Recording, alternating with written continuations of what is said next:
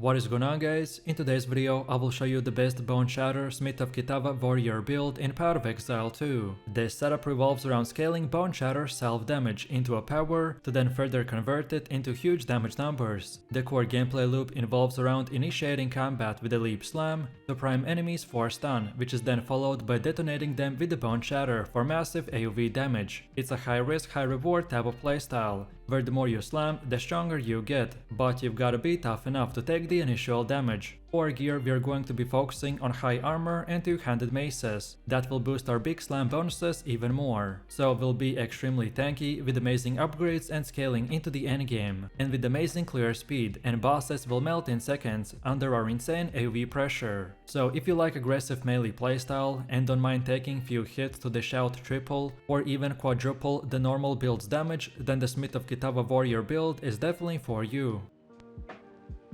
So let me show you the build, and for the main class we are going with Warrior and our Ascendancy is Smith of Kitava. Then for the first skill we have Mace Strike with the support gems like the Ruthless, Overpower and Close Combat. Then second we got the Bone Shatter with the Impact Shockwave, Magnified Effect and Reach. Next we got Infernal Cry with Premeditation and Raging Cry.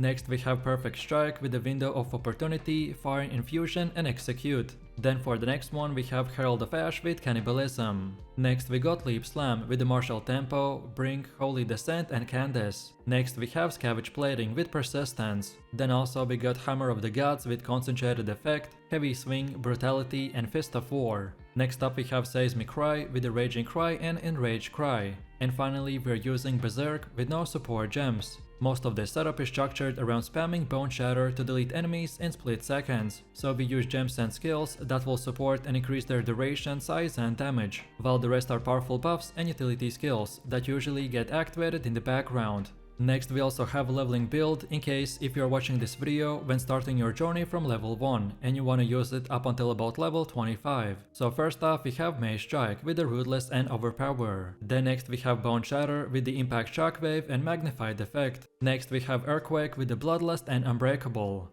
And finally we're using Infernal Cry with Premeditation. Next up we have our passive tree, and if you're interested in a full in-depth guide on how it works, then check out my beginner guide. So let's take a look at our setup, and we want to start at this melee damage node, and then go like this while taking these two, so Brutal and Smash. Then next keep going until we get these two, so Blood Rush on the right and Unstoppable Barrier on the left. Then from here keep on going until we get to the Singular Purpose. Then afterwards go until this point and then go up top right here until we get the Resolute technique. Next up circle back lateral and then keep going until the end and then go to the bottom. And keep going until we get these two, so Bruised Shanked and the Giant's Blood. And then finally from here I recommend to go up top right here and get all of these. And then get the rest of them, but to be honest, after the second keystone, the rest nodes are more of a personal preference. All of these nodes that we got are very useful, but the ones I mentioned have the top priority, as they're the most important ones to acquire early on in the game, to make our build functional, and then later on, the priority won't really matter that much. Also, as far as attributes go, you just simply won't fulfill your attribute requirements for gear and gems, and then after that spend the rest in Strength.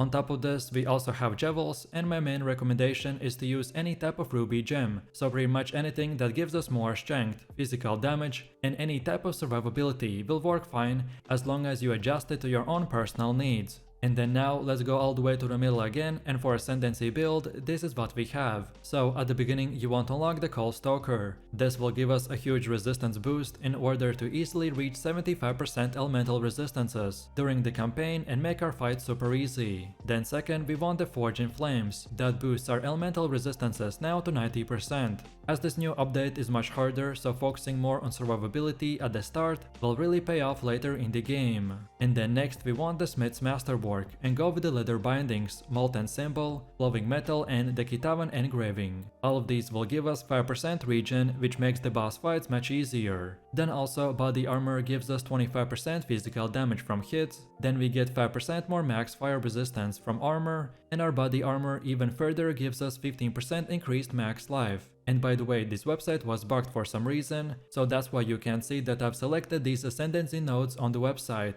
Next up we have our Atlas tree, and the general idea behind this is to aim for bonus passives that spawn a lot of grouped up monsters, like in expeditions or in rituals. So when we start, we wanna first of all go to the left side and get all of these nodes until the high road, but of course on your way get the ecological shift, and then lastly go all the way to the middle and then get these top nodes. But then on top of this we also have sub passives, and their order in which you unlock them doesn't really matter, so this time it's up to you. And this is how it should look like for the ritual. Then next we have Delirium, then third we have bosses, then on top of that we have pinnacle bosses. Then next we also have our expedition setup, and then finally our breach setup. Next we have gear. The weapon of our choice is the disintegrating maul, which causes enemies to explode on critical kills, then adds physical damage, increased physical damage, more accuracy, increased attack speed and reduced attribute requirements. Then also we got an offhand called the Goldwork Tower Shield with armor, and for more we want increased block chance, max life, physical damage reduction, and fire and lightning resistance. Then for helmet we have the Great Helm with armor, and for more we got even more armor, accuracy rating, max life, increased critical hit chance, more to strength and chaos resistance. Then for chest we have the Ornate plate with armor, and for more we get that our max life get generated from 1.5 to 2.5% max life per second, plus additional life regen every 4 seconds that gives us 15% max life.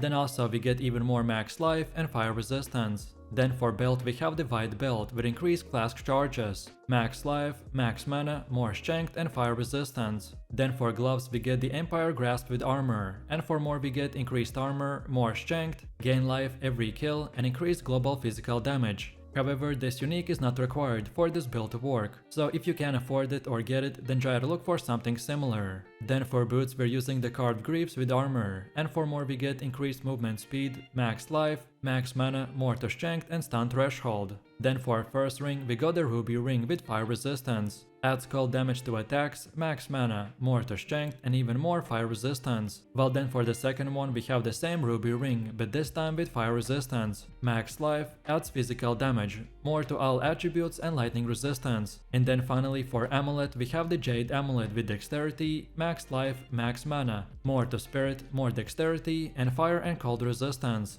No matter which gear you choose, just at least try to get 75% resistance cap on all 4 elements. This is the best case scenario setup, which should be more of an example of what stats and prefixes to look for. Then next we have runes. During early item progression, most gear should be socked with resistant runes. However, once your elemental resistances have been capped and resistant runes are no longer necessary, then you want to opt in to increase your maximum life with body runes or consider socketing a soul core. So right now on my weapon I got 2 iron runes, then on shield I got 1 desert rune, while on my helmet and boots I got body runes. And lastly for gloves and chest piece we have the desert runes. Then on top of this, we need to quickly look into the charms. Charms are incredibly useful, as by having the right one equipped at the right time can save you from dying. If you are struggling with certain bosses, then look into what damage type they're using, and then use that specific charm to increase your resistance. For me personally, I like to use the stone charm for stuns. Then second, get the Taving charm for when you become frozen.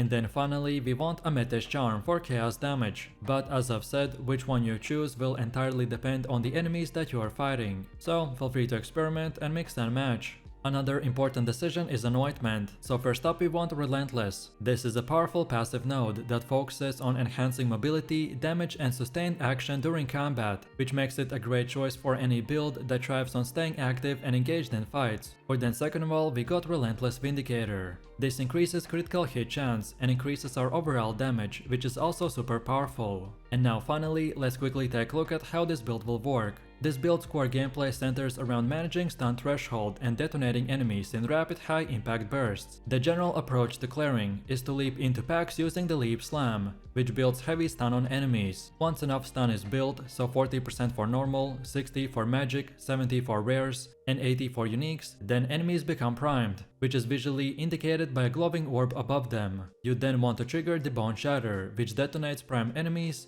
and causes large AoE damage and potentially chaining skills across entire groups. Any enemies that survive this initial wave, such as the stragglers, can be finished off by using the Mace Strike, or follow that up by the Leap Slam. Then however, against tougher rare monsters that resist splash damage, then Hammer of the Gods is your go-to for direct hits and cleanup. Then for bosses and single target scenarios, this build will shift towards calculated burst windows, so you will need to rotate between the perfect strike and the hammer of the gods, and then boosting their impact even further with Infernal Cry and Seismic Cry for maximum uptime and AoV reach. Bosses with mobility or high resistance are first of all softened up by Mage Strike to build stun, and then hammered with the Bone Shatter for the kill. When possible, you even can tank hits on purpose to fuel the additional perfect strikes and increase our overall damage output.